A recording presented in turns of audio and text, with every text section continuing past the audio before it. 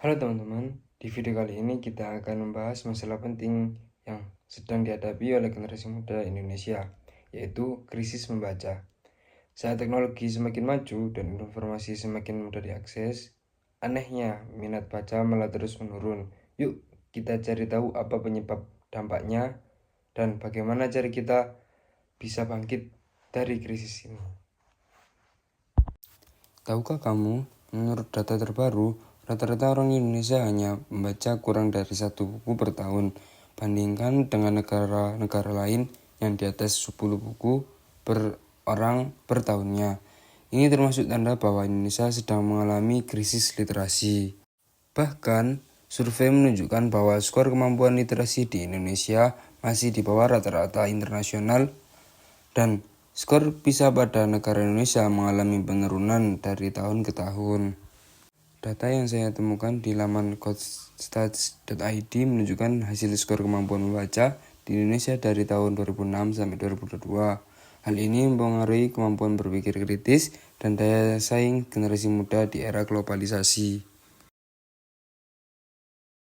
Yang pertama, akses ke buku yang masih terbatas, terutama di daerah terpencil.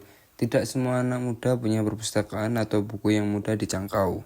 Kedua, kurangnya dukungan dari lingkungan sekolah dan keluarga dalam membiasakan membaca sejak dini. Di Indonesia, tidak ada batas usia yang membatasi anak Pendidikan untuk yang terjadi di memegang pedalaman HP. masih sangat kurang Berdasarkan data buku diperhatikan. bijak fasilitasi Orang tua Kawai tidak Karya begitu Widya Stuti dan Muhammad Suryawinata, jumlah perangkat digital di Indonesia pada 2020 mencapai 338,2 juta, melebihi jumlah penduduk yang tercatat sebanyak 272,1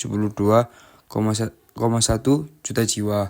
Lebih ironis lagi, survei menunjukkan 70% orang tua mengizinkan anak-anak mereka yang berusia mulai 6 bulan menggunakan gawai. Berbeda dengan regulasi yang diterapkan di Australia, bisa menjadi inspirasi. Di sana, penggunaan HP dibatasi hanya untuk anak usia 16 tahun ke atas saja. Ketiga, dominasi media sosial dan hiburan digital yang menyita perhatian sehingga membuat anak muda lebih memilih scrolling dibanding membaca buku. Menurut catatan UNESCO, daya baca masyarakat Indonesia sangat rendah, hanya 0,01%. Artinya, rata-rata hanya 1 buku yang dibaca oleh 1.000 orang setiap tahun. Bandingkan dengan Amerika Serikat, di mana setiap penduduk rata-rata membaca 10 hingga 20 per tahun. Krisis membaca berdampak serius loh.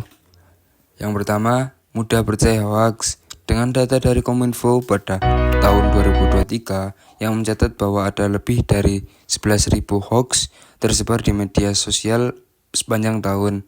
Minimnya literasi membuat kita rentan terhadap informasi hoax dan sulit memilah mana yang benar dan salah. Kemampuan berpikir kritis dan kreativitas menurun, sehingga kualitas pendidikan dan daya saing di dunia kerja juga terpengaruh.